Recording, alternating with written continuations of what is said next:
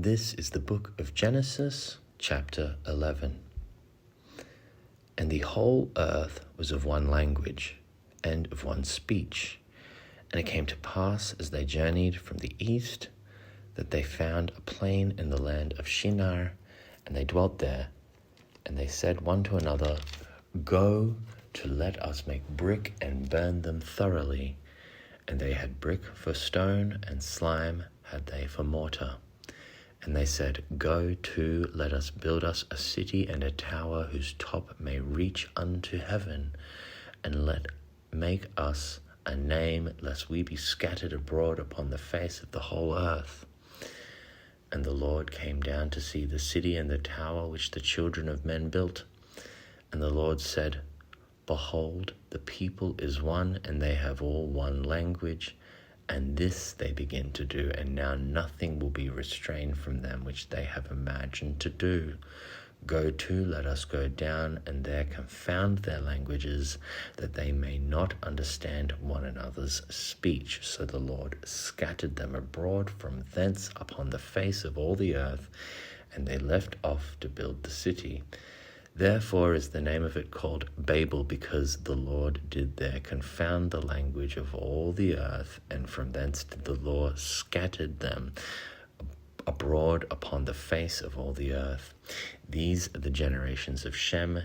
Shem was 100 years old and began Arphaxad 2 years after the flood, and Shem lived after he begat Arphaxad 500 years and begat sons and daughters. And Arphaxad lived 530 years and begat Salah. And Arphaxad lived after he begat Salah 403 years and begat sons and daughters. And Salah lived 30 years and begat Eber. And Salah lived after he begat Eber 403 years, and he begat sons and daughters. And Eber lived 430 years and begat Peleg. And Eber lived after he begat Peleg 430 years, and he begat sons and daughters. And Peleg lived 30 years, and he begat Reu. And Peleg lived after he begat Reu 209 years, and he begat sons and daughters. And Reu lived 32 years, and he begat Serug. And Reu lived after he begat Serug 207 years, and he begat sons and daughters. And Serug lived 30 years, and he begat Nahor.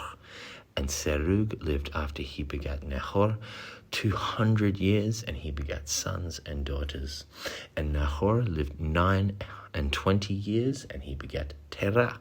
And Nahor lived after he begat Terah 119 years, and he begat sons and daughters. And Terah lived 70 years, and he begat Abram, Nahor, and Haran. Now these are the generations of Terah. Terah begat Abram, Nahor, and Haran begat Lot.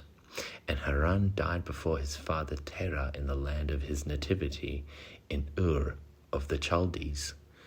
And Abram and Nahor took them wives. The name of Abram's wife was Sarai, and the name of Nahor's wife Milcah, the daughter of Haran, the father of Milcah, and the father of Ishkah.